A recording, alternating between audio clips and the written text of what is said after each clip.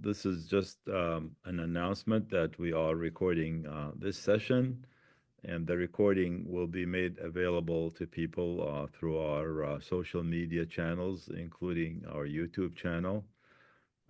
If anyone in the audience is not in agreement with that, please disconnect at this point and not continue with this program. By continuing, you hereby agree and to allow the museum to share the recording with the public. Thank you. So welcome everyone. I'm Faisal Saleh. I'm the founder and executive director of the Palestine Museum US. And a great pleasure for me to welcome you today and to a very important and dear guest, Monica Maurer. In a moment, I will tell you a bit about her.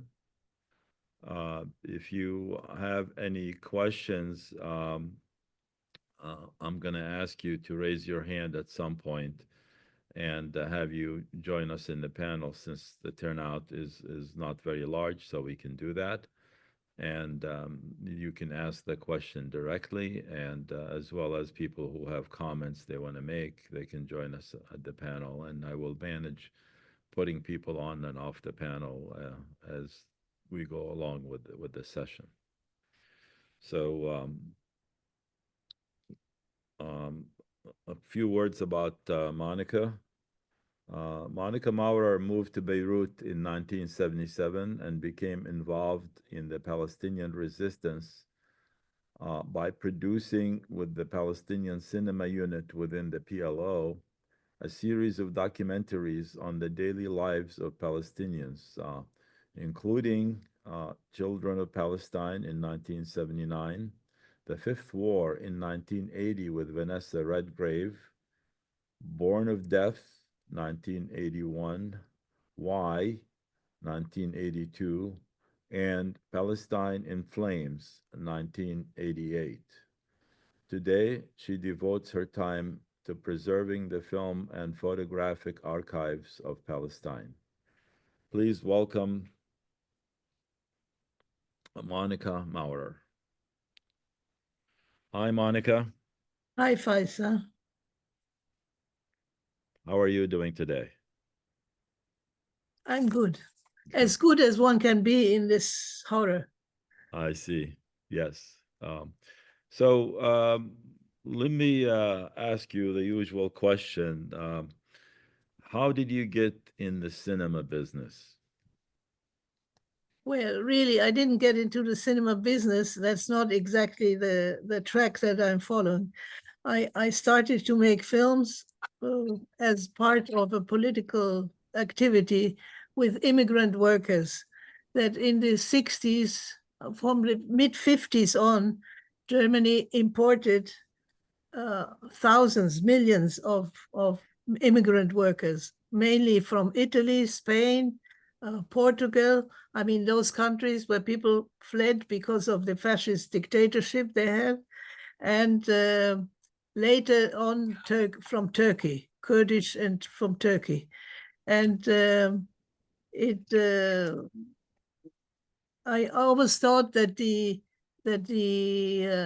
immigrant workers that in Germany in that time they called them guest workers, which of course is completely falsifying the reality, because they were not treated as guests, but they were put in the less paid, most toxic and heaviest jobs as immigrants. I mean, also today, many countries you have immigrants, and usually they are the most underprivileged. And it was as my involvement with the cause of Palestinian cause, it's a question of justice, social justice, human justice, economic, and also cultural, of course. And within this community of immigrants, the most organized part of them, less in number, but as far as organization goes, the Palestinians were organized in the General Union of Palestinian Workers. They were very active as far as union work, trade union work went, and also as far as political activity. And most of them were very engaged, trying to get to know, let people know the situation in their homeland, Palestine. And so when the 67 war came, and there was a similar hysteria, pro-Israeli hysteria in Germany, a little bit like the Ukrainian bit a bit later, that there were people who said, yeah, we go and fight for Israel. Of course, Germany has a problem of trying to get over the bad consciousness for their role in the Holocaust.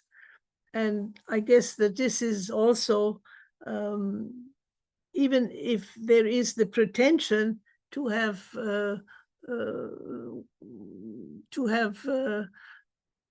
got over this with an attempt of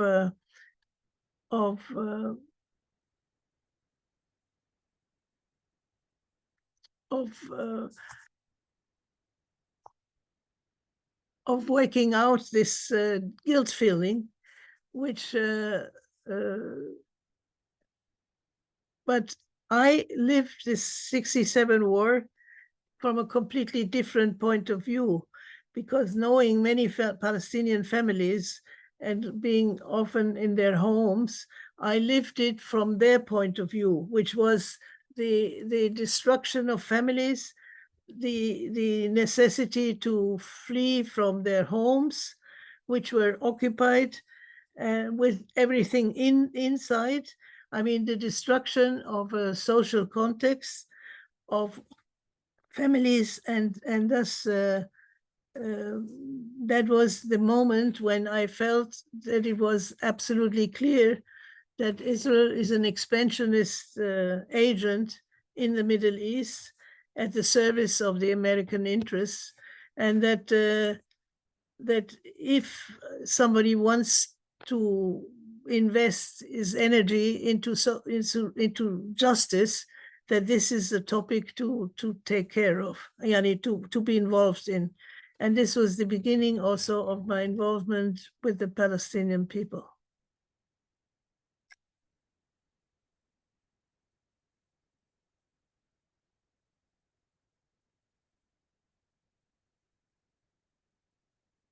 I don't know whether I answered your question, Faisal, did I? Yes, you did. You did. Sorry, I was muted here. I know you started working with the PLO film unit and did a lot of work there. So how did you make the decision to go to Beirut and get in the middle of all the well, I was fighting involved. that was going on? I was involved in the medical solidarity, and you know that the situation in the civil war, particularly after Tel Zata, was very, very heavy in Lebanon, where the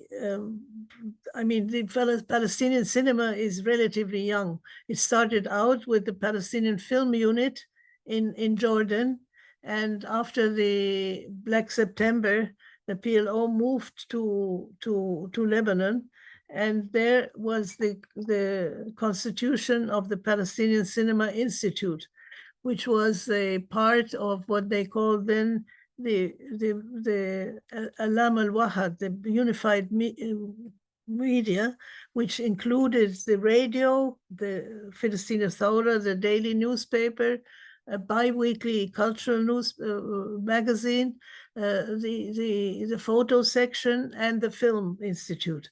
And coming to Lebanon with this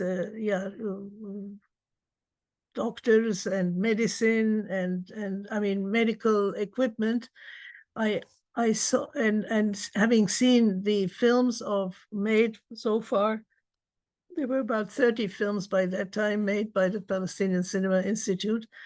And all of them were pretty much centered on the armed struggle, and not at all, they did not represent what was something which really impressed me a lot, the enormous differentiated social, medical, cultural, educational infrastructure that had been built on the ground in order to give a better future to the people in the camp. And particularly education in these years was a #1 value. So there were not only the UNRWA schools. UNRWA, of course, was the UN Works Agency for refugees, for the Palestinian refugees, but a lot of vocational training centers, professional schools for boys and girls, which in this time, I mean, going out from a claim to build the basis for a future secular and democratic state in Palestine, were a lot of schools where women would work to learn idras, yani the embroidery, and there were educational training schools for boys and girls side by side, which was really very extraordinary in these times. And now when you see, and so I decided that this is the kind of film one should make to show this infrastructure, which was like an embryo for a vision, an utopia, if you want, for a future Palestinian state, democratic and secular. What's And the if you first? see, What's the first film that you the did? first film was Beirut. Hilal Ahmar Filistini on the health sector of the PLO. I mean, the Red Crescent, which is the equivalent of the Red Cross, and it was at that time it had something like 80 hospitals and clinics in the camps, and it was also the only access to medical services, not only for the Palestinians, but also for the poor Lebanese. And this is why something that now seems to have been forgotten, but in this time, because later it seemed that the Palestinians were the crooks. I mean, for the Lebanese people, at least a part of them. But I have filmed dozens and dozens of people who said that with women who gave birth to their children, and people who have been wounded in the continuous Israeli bombardments, and the only health cure they got was in the Red Crescent hospitals, which had also a very important, because as now, also then, many people got wounded, lost their legs, were handicapped, and the Red Crescent had a very big and well-functioning center. It was called the Ramle Center for laboratories for artificial limbs. And the important thing there was that these limbs were not, most of those people who worked there, they had been trained in Bologna, which is the best center in Italy for artificial limbs. And they had, most of the people who worked there themselves had lost a leg or an arm, or comunque had war injuries. And in order not to be a burden for the society, but to continue to be part, an active part in the society, they learned the profession and they worked there, which of course was fantastic, because the people who would come being cured by somebody who has the same destiny, had the same destiny, they have a particular sensibility. This was very important, particularly for the children.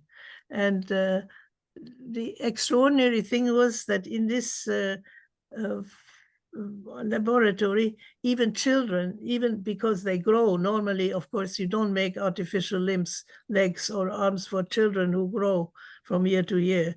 But there in this Ramle Center, even children got their artificial limbs. And I thought that this was so important to show this enormous passion and the investment of workforce and of economic means also to understand what kind of society one was trying to get at. And that's what I wanted to document. So in my first films were almost exclusively about this social, medical, educational, and cultural infrastructure. Okay, good. So you did the film The Fifth War, and we screened that a couple of times at the museum here as part of our Saturday film series. And that film had the famous actress Vanessa Redgrave. Tell us how you got her in the film there.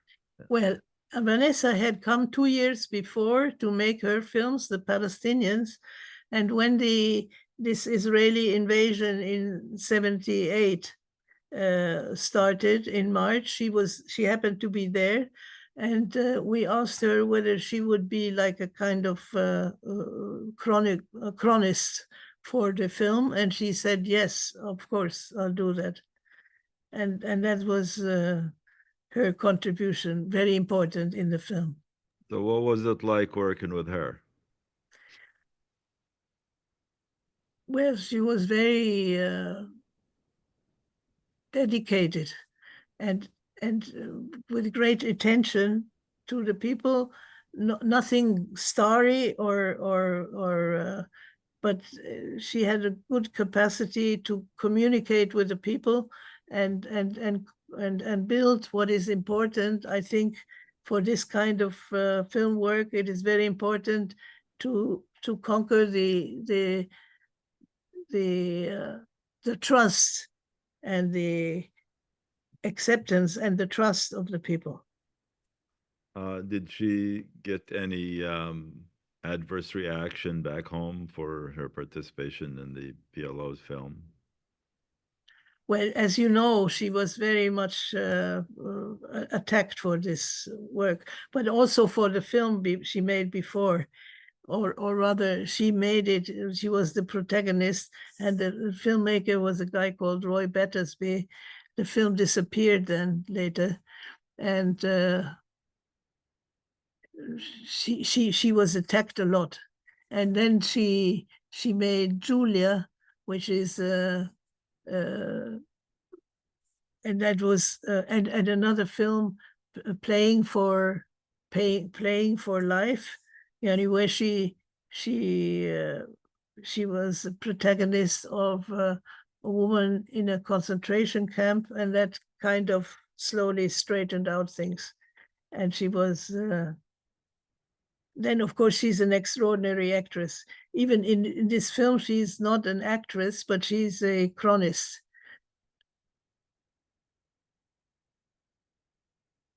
Let me switch subjects here a little bit. You currently participate in a lot of film festivals and you serve on the juries that evaluate the films and recommends prizes and awards for the films.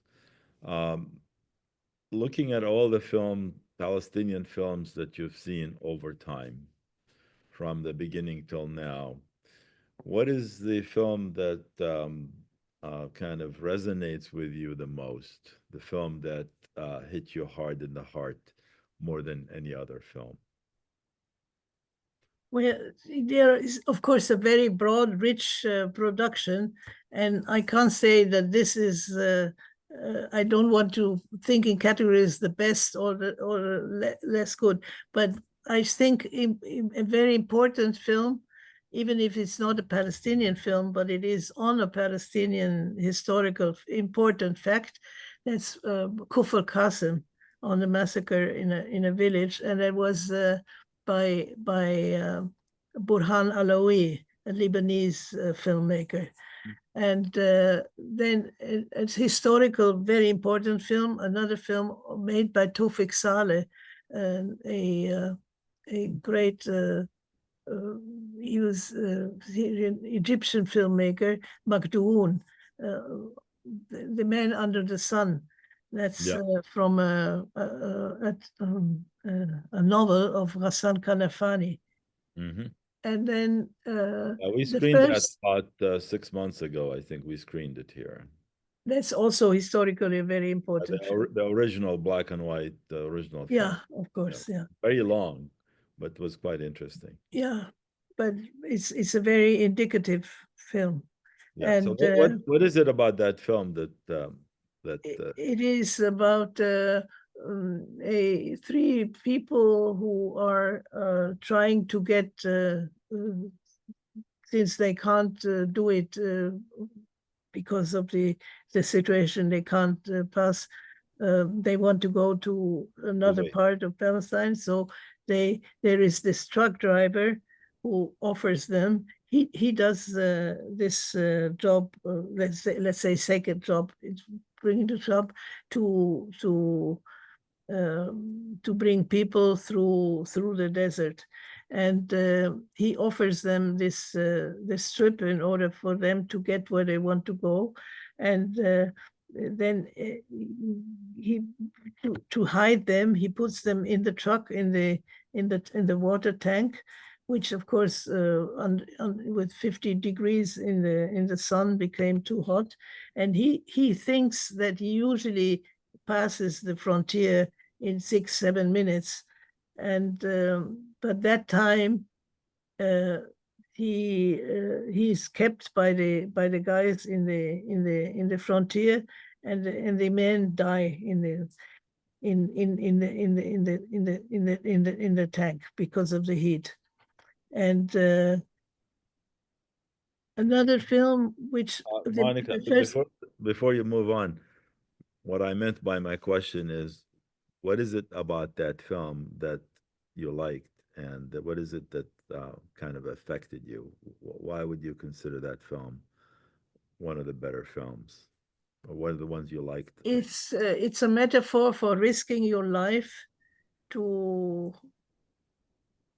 move. I mean, because one of the things for which the Palestinians cannot do is free movement, something which actually should be part of a basic human right, no, the Yeah. freedom of movement, but they don't have that, and that's the essence, is that you pay with your life in order to move.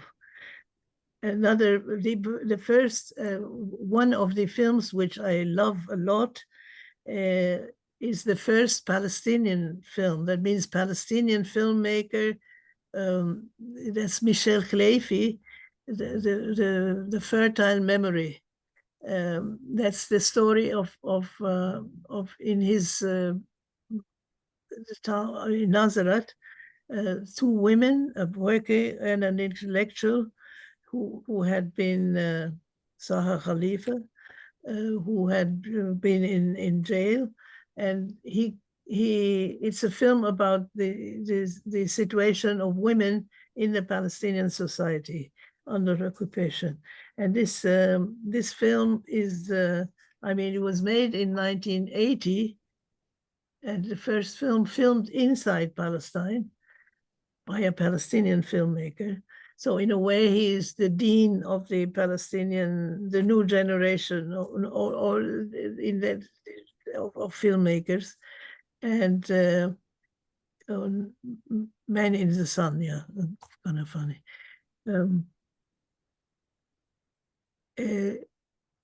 and then, of course, he made another beautiful film, Aros fi Khalil, marriage in Hebron, Khalil, yeah. the Hebron. Aras fil Khalil, marriage in Hebron, right? Yeah. Okay.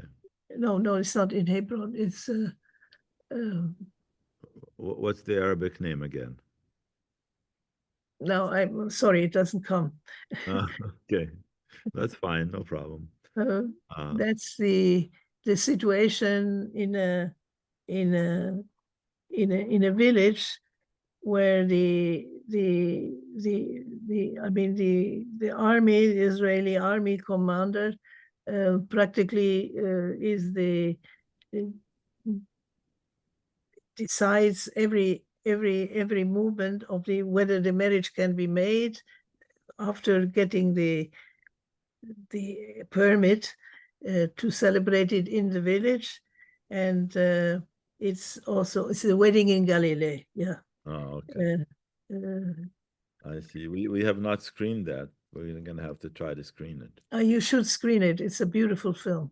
So we'll talk to you And, offline on about that. So huh? we'll talk to you offline after the show later. Okay. I'm sure that Michelle, Khalifa, who yeah, is in, yani he, like Rashid Mashrawi also, yeah. um, is um,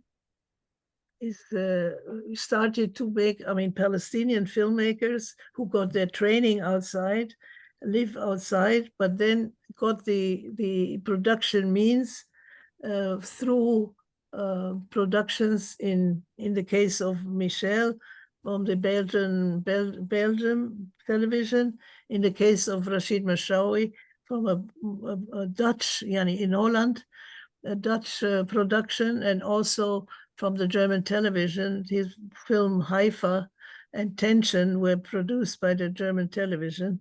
But they are this first generation of Palestinian filmmakers that started to create a national cinema industry. Right. Even if in that case it was more, let's say, cinema was seen uh, as an attempt to describe um, the the situation in Palestine under occupation to a broader public, and make people give them this sensitivity for the situation of the Palestinians. And then, of course, there are many others that like the another women's sort of is Najwa Najar, Hmm. with myrrh and pomegranates. Hmm. That's the story of a young woman whose husband is in jail, and she tries to live a life she as she imagines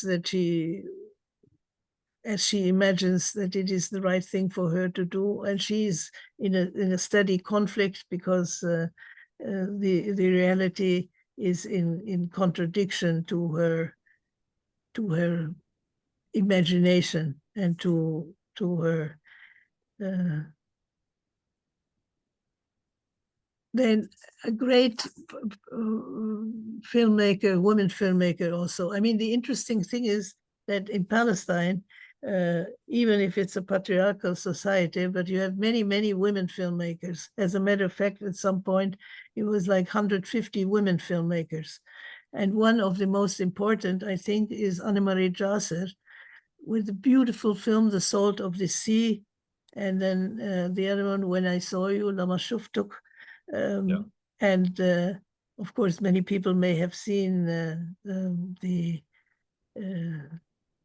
that's The Salt of the Sea, I think, is another film that, if Hmm. really, uh, that's again about uh, the it's the research of a young woman who was born in the diaspora, and she comes to Palestine in order to try to find her roots. And what she finds is occupation, and the she tries to overcome the difficulties to settle until, and there's a whole story which I don't want to tell the whole story now. Okay. Anyway, Save it to when we screen the film. yeah. Okay, Monica, I'm gonna switch gears on you one more time. Any show we do these days cannot really avoid talking about Gaza and Gaza. So, No, I think it's impossible to avoid it. exactly. So, what is your thinking about films that are being made in Gaza now or being made about Gaza? To tell us what the Gaza cinema looks like right now. Well, Gaza has a lot of young, since years, many years, a lot of young people who make films, and one of an extraordinary film of is of um, Yasser Murtaza, Between Two Crossings, which is the story of a young girl who wins a grant in the United States, and she can't get out. So it describes this between two crossings. I mean, she goes from one crossing to another, and she can't go. Yasser was was killed by a sniper because he used to document the Great March of Return. And during 2 weeks after he had finished the film, he was shot by a sniper. And so his friend and comrade and brother in filmmaking and in arms, Rushdie Sarraj, they Mhm. together had built the Ain Media Gaza. I mean, filming uh, and helping international journalists and filmmakers when they came to Gaza, because before this last war, I mean, in the 3, 4 wars before, the international press had access to Gaza, and they were, so to say, their basis. They and others a basis there for them. And also Rushdie Sarraj, who had made in during Cast Lead, extraordinary film called Bank of Targets. He too was killed on the 21st of October last year. Yeah, you know, Monica, I texted with him a week before he died. Yeah. I've asked permission from him to screen the film Bank of Targets, and he and I, but I wanted a version that had English subtitles, and he told me um, that it's at the office, and you know, it's too dangerous to go get it, and he didn't go to get, he never went to get it, but somehow he was killed. He was martyred a few days after that, and I feel kind of. But he gave me permission to screen it if I can find it outside of Gaza, and I said I'll give it a shot, and I think I did.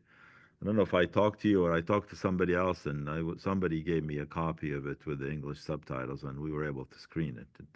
Mm. But it was that was after he passed away, and so Well, heartbreak. we is a group of people that I'm working with here.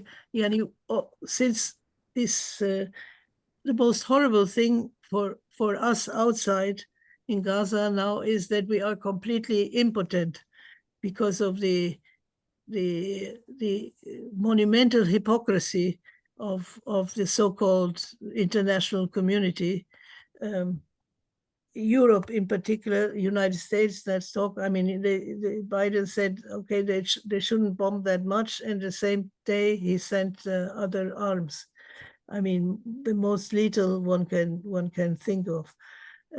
So the only thing that we can do is keep talking about Gaza and showing films. I mean, this is so I'm at least 1, 2, 3 times a week, I go around and show films and make debates. And one of the films that I often show is the one of Rushdie Hmm. and of Yasser, Yani Bank of Target and and uh, and and Between Two Crossings. Now, the Bank of Targets, when you watch that film, I noticed it feels like you're watching the news. I mean, the scenes you see in it are almost identical to the scene that you see now when Israel is bombing these towers and they're collapsing and all these buildings and the people Yeah, screaming. and all the problems are already inside. I mean, the explicit attack on the journalists. Yani now we have almost 200 journalists who have been killed, not accidentally, but I mean it's like it's assassinations, centered assassinations, and that problem is also already anticipated in Rushdie's film, no? Hmm. Um, I mean, that shows for sure that this stuff has been going on way before October of 7th, course, of course. before that.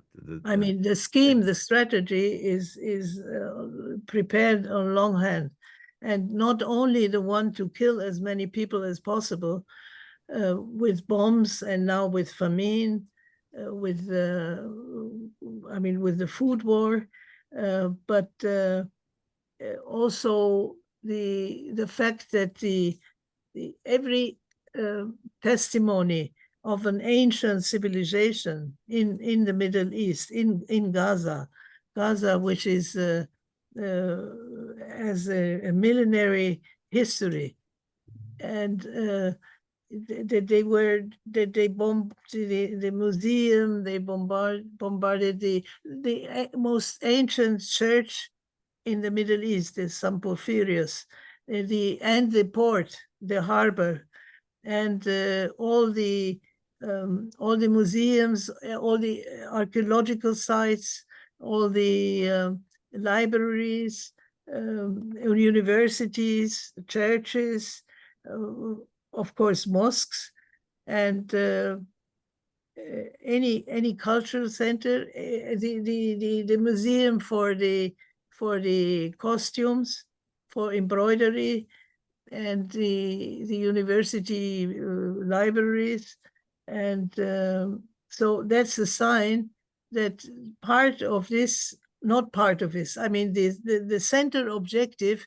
is to cancel not only the lives, I mean, not only the people, but the history. The history and culture obviously is the roots, and it is the identity of a people, and they want to wipe it out, and so this is one. I mean, this started, and that's also not new, because in '82, and I made a film. One you didn't mention, but I made a film about the war. I mean, the siege of Beirut and the war in 1982. It's called Why, and it is the same principle. First of all, bombard the hospitals, then the hospitals, the water, electricity, energy, and everything was that all the infrastructure that had been built on the ground were destroyed, and and most of all with weapons banned by the international law, which of course in no case was ever respected, and it is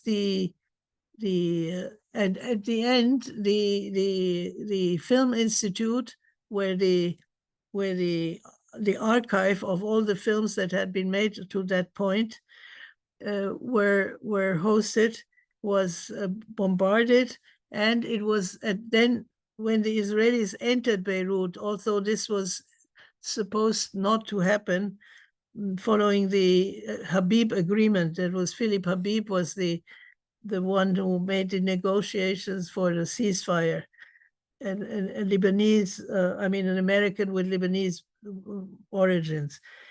And the deal was, if all the fighters of the PLO leave Beirut, leave Lebanon, then the bombardment would stop and they would not enter into the city.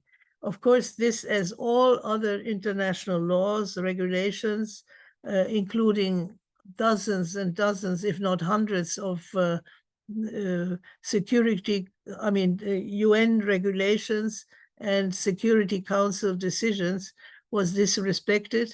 They entered, they looted the archive, and all this is now in the not even in the state archive, but in the archive of the IDF, with a stamp on it, property of the IDF.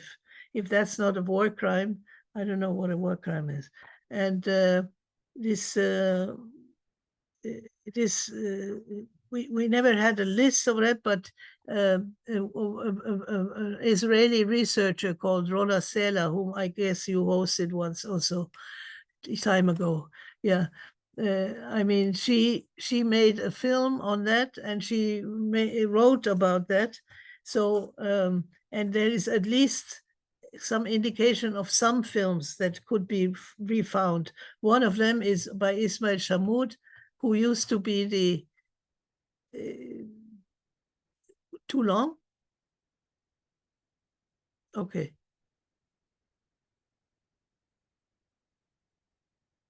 Faisal, I didn't understand your hand language. That was for somebody at the museum here. Okay, okay. It wasn't meant. But while I have you, hold on Okay. 1 second, because this is the time when we ask people if they'd like to join us on the panel Okay. and ask some questions. So if you would like to join us on the panel, ask questions or tell us what you thought or have remarks you'd like to share with us, some reactions, please raise your hand. I know Flavia has her hand up, and I'm going to ask her to join us. When you're asked if you like to join, you could accept. If you don't accept, I can't bring you on. So, anyone else would like to come on the panel and ask questions or share their thoughts? Please raise your hand. The hand is in the bottom of the screen. You can click on it. It looks like Flavia is joining us here. So Hi. if you could, yeah, you already did everything. Let me make it your pictures bigger so people can see you. 1 Hi, second. Monica. Hi. Faisal, we didn't see you in the double picture. We only saw Monica, which is fine. But anyway. I'm on top. I'm on top in the small little corner, little picture. No, I don't see you. Anyway, it doesn't matter. Maybe your screen is cut off. Yeah, probably. I wanted to ask you, both of you, Monica in particular, in what way should filmography switch to this new situation of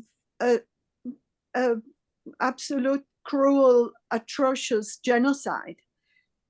Because in a way, we have our media censoring all the images that come from Gaza and from the West Bank.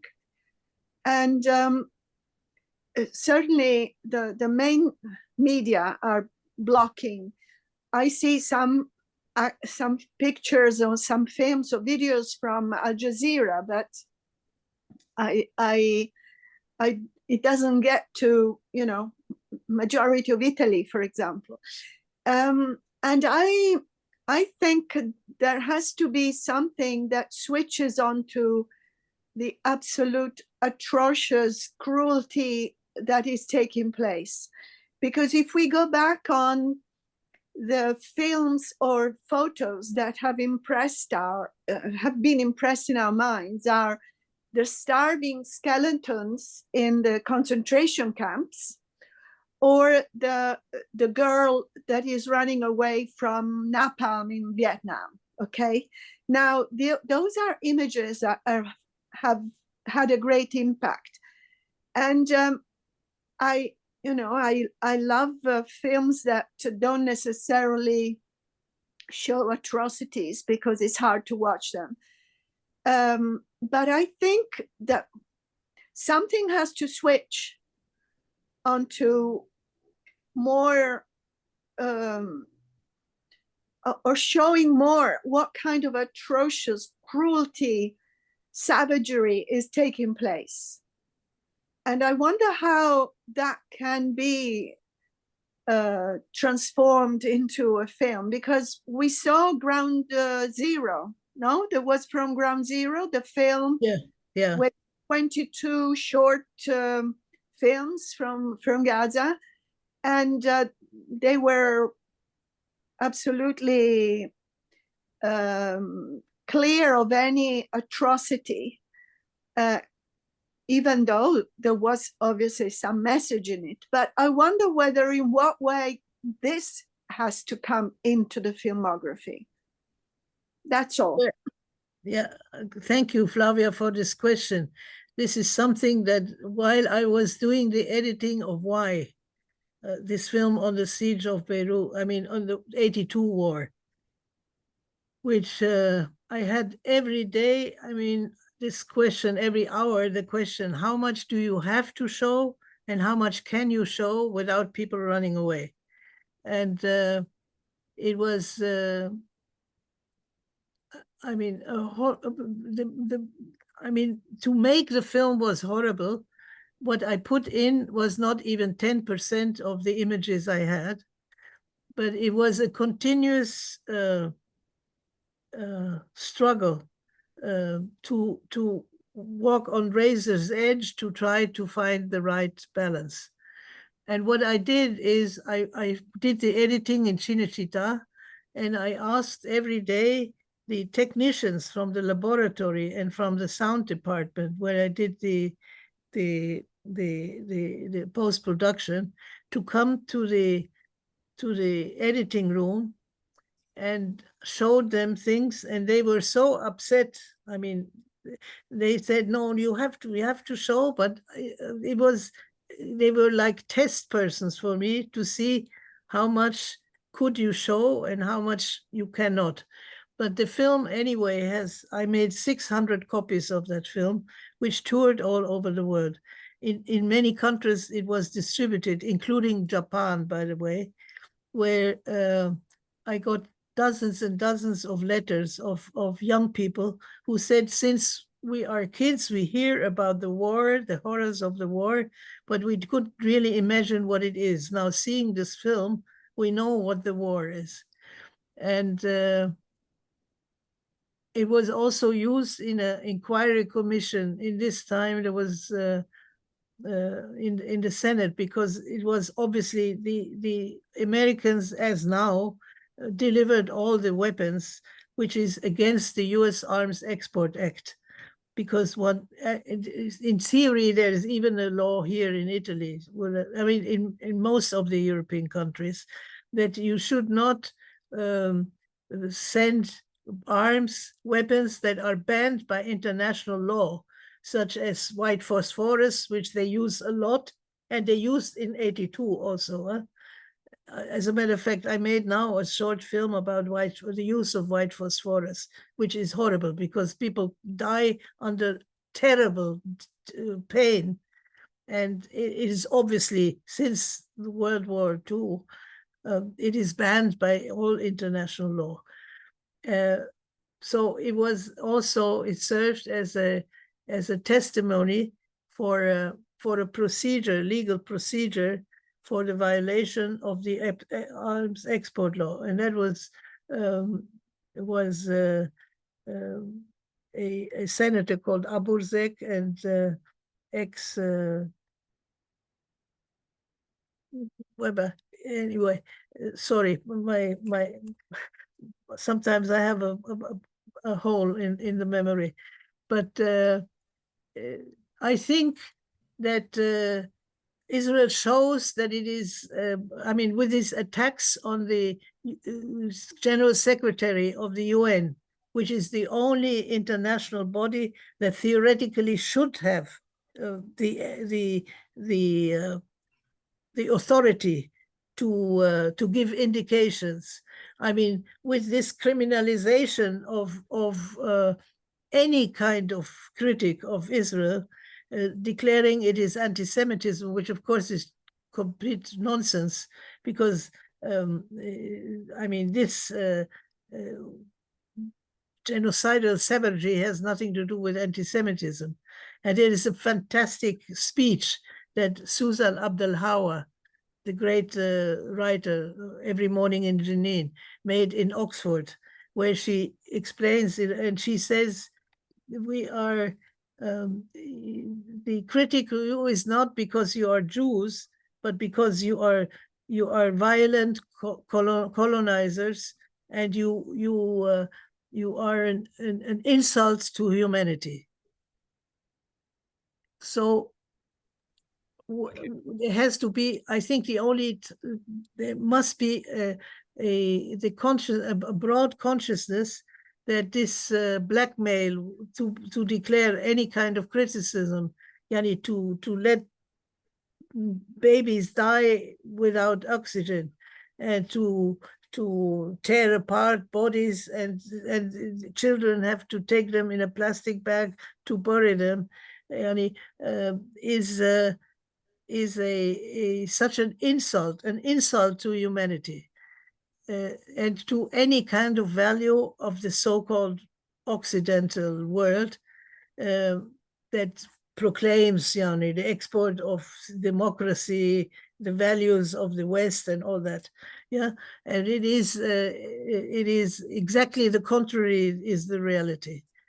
But I think, as it was in the Vietnam War, I think the real solution must come from inside. Thank you. I mean, the Vietnam War was won by a broad opposition inside the United States, and now, of course, we have hundreds of initiatives and demonstrations, and so, but nothing happens from that. It's there must be pressure to the people who decide, because as long as there must be, the people who decide must be under pressure, and that's unfortunately a bunch of crooks, of criminals, I would say, that with our good words and films, we will not get them under the pressure they need to decide to stop that. All right, thank you, Monica, and thank you, Flavia. We have another guest who would like to join us here. Is it Nadia Said? Nadia Said from Cairo, Egypt. From Cairo, Nadia. Thank you very much for all your efforts. Can you get some light on you a little bit? We can't see your face is dark and the light is behind you. Well, please I turn don't know on how to do it. Yeah, turn some light. Or should I turn off the video? Okay, will this be better? No. Stay on. We'd like to see you. No problem. Okay. It's fine. Let me just get you big on the screen here. And let me take Flavia off the screen here also. Just give me 1 second. Okay. Yeah. Okay. I'm sorry, because I have a light behind me and a light in front of me. I don't know how to adjust it. Yeah, there's no curtain to close the curtain there behind you, right? That's fine. It's okay. It's closed. Okay. Let's just go ahead. Tell us what. Just hold on. I have to put off the mobile streaming for just a minute.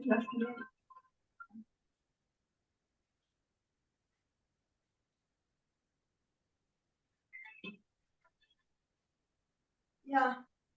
I am a member of an international organization, which I'm sorry, I will not be able to mention its name now because I think it's under harassment by the Jewish and the Zionist, the Zionist influence in Europe. Anyhow, one of our teammates who had just been in Geneva and approached the human rights, chapter in Geneva, the UN human rights, and they are longing for material to document what is happening in Gaza, which is very difficult. As you were saying that, Monica, that maybe 200 journalists have already been martyred in Gaza. So I'm wondering if, because for example, here in Egypt, we have displaced people from Gaza who still have family there, and they are getting reports, whether by phone and conveying to us the situation which we don't see on the screens. So could they be intermediaries, to communicate to the world and to the UN human rights what is happening on the ground? For example, recently I heard from one of our friends that his parents and sister, what are they eating? They are eating jawava leaves. They are living on jawava leaves. That's all. And maybe 2 weeks ago, we were having a convention in Cairo, and one of our Palestinian friends here, there were a couple in Cairo, but they left in tears. He's a grandfather, she's a grandmother, but they were in tears because their family in Gaza were calling and saying or sending voice notes that you will not find us after 2 days. We are starving. We cannot walk anymore. They are displaced, and they have no strength to walk, nothing to drink, nothing to eat. So I'm wondering if the families of those under siege and under the genocide in Gaza could be channels to communicate to the world what is happening to the relatives there. If the journalists are killed, they are banned, no outside press going inside. I'm wondering and questioning. Yeah. Thank you. Because the human rights are in Geneva are searching for more information and evidence. Well, there is so much information. There is information because all these heroic Gazawi journalists and filmmakers who are there, they send every day, they send photos and they send reports. I mean, I don't sleep anymore because throughout the night, because it's the only moment that there is a little bit of light. I mean, I get images and photos and clips, films. I mean, there is so much information that proves that this is a planned genocide to eliminate the Palestinians from Gaza, and not only because in Cisjordania and the West Bank is the same, not the same. I mean, it's not the same degree, but the principle is the same. The plan. But are you getting the information because you are concerned? What about the general public? I hear from my British friends that they don't get, if they, as you mentioned before, if they don't get the Jazeera, they get nothing through the Western media, nothing considerable. Well, also that's relatively true because some days ago in Rome, we had the National Federation of Journalists made, they were within 2 weeks, there were 2 initiatives in that sense. One was to host the projection of a film of Al Jazeera, which documents all the war crimes that are being committed, from the bombardment to the torture and there was an initiative of the Federation of Journalists, but they themselves, I mean, it's not the journalist who decides what he can bring into the media. It's the bosses of the media, and that is linked to the politics. I mean, to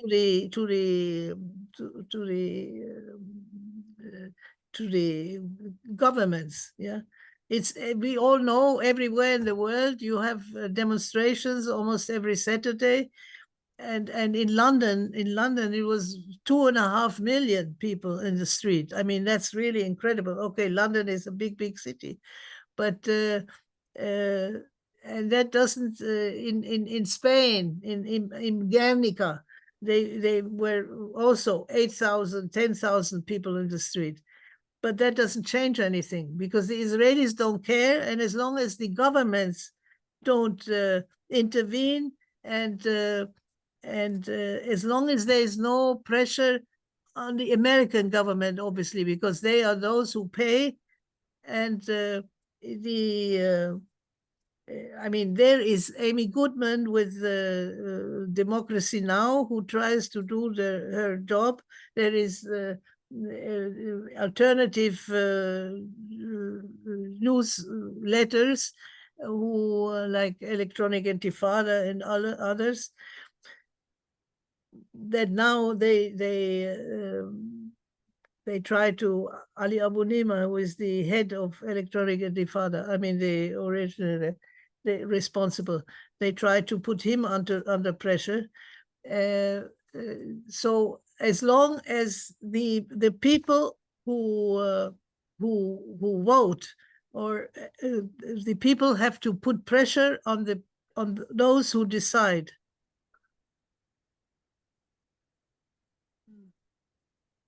And that's why I think that it is the only thing that we can do in our total impotence is to keep talking, keep sharing all these meals, yani, send around as much as you can, and try the people to make pressure on the people on the politicians whom they vote. That's the only thing I see. Because I mean, if the International Board of Justice, the International Criminal Court, are swept away like that, as if they were just flies, then who else? I mean, there is no, and there is we have to work against the delegitimization and criminalization of the UN. But even there, we saw it. I mean, the Americans, 5 times there was a vote for a ceasefire, and 5 times the Americans put their veto, and they were the only one. It was complete unanimously for. Only the American veto canceled it. Okay, well, thank you, Monica. I think we're if we don't have any other people who'd like to join the panel, we'll be wrapping up. I'll give you another minute to raise your hand if you'd like to come up and ask or comment. Otherwise, we will be wrapping up. Thank you, Nagia. And Don't despair, Nagia. Okay, I won't. Thank you. There is a great woman. It's Sui Chai Ang. She's a surgeon, a British. She's in Britain, and she came since many years. She comes for the commemoration of the massacre of Sabra and Shatila. And the day she arrived this year, there was this cyber attack, with the pager loaded. And they asked her whether she could operate. She said, yes, of course. And she was operating. She made a speech in which she said she was going to operate a person who has lost the eye, his fingers, part of his torso. I mean, very, very heavily injured. And she said, I'm so sorry for you. I'm sad that this happened to you. She said, no, doctor, please don't be sad. I know that this is the price I pay for my brothers in Gaza. And don't be sad, be strong, and go on to talk about it. So that's what we have to do and what we can do. Okay, we do have Lynn Siegel with us now. What is real empathy? What is real what? Empathy. Besides a coup.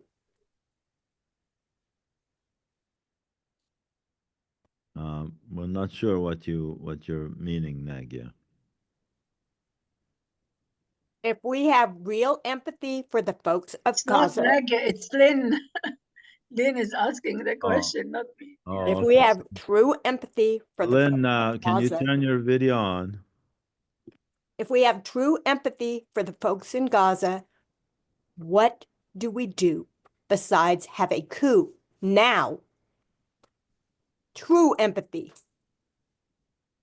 No, I think who feels with it, and like all of us, I mean, all my friends and even my husband, who is I mean, we are all suffering. We each glass of water we drink, we feel we feel guilty. Each piece of bread we eat, we think of them. There is a beautiful poem of Mahmoud Darwish that think of the others. When you go to bed, then think of those who don't have a bed. When you eat, think of those who don't have to eat. This is what we are. But that's not enough. It's not enough because it's a rotten, dehumanized world. And the only thing that we are like analphabets, like impotent, yani, like we have to continue to talk about it and share things and try to aggregate our energy to not give up. And we have to be testimonies in the history. Our children must know what has been done, that this is another this is at the level. Monica, why have we even waited a year, over a year? Why have we waited a year to have a coup on the Biden administration? Now, Yeah, there and is have no coup. another coup for Trump.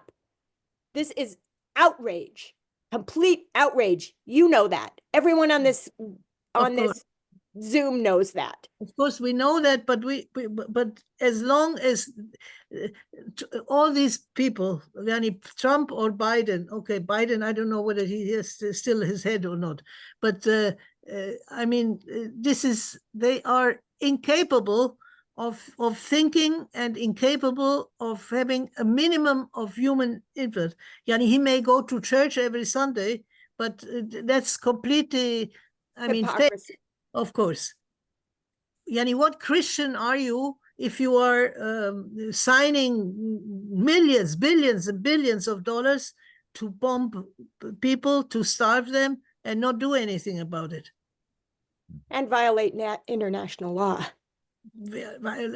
International law seems is only valid for Israel. Yeah. All right. Anyway, guys, we need to wrap up. Thank you, Lynn, for joining us, and Monica, thank you so much for taking the time. And we'll have to have you come and talk some more about things we didn't get around to talking about with regard to the cinema subject. So I'd like to also thank our audience who joined us from many countries on our Zoom channel. And we look forward to seeing everyone next weekend on programming that we're working on right now. Thank you, everybody, and thanks, Monica. And thank you, Faisal, that you keep going. My pleasure. My pleasure. It's really good. Thank you. And calm down, Lynn, and relax. And I know it's not easy to do, but drink some Palestinian tea with fresh mint. All right. Thanks, everybody. And as we always say, ma salama. Take care. Ma salam. Allah mak.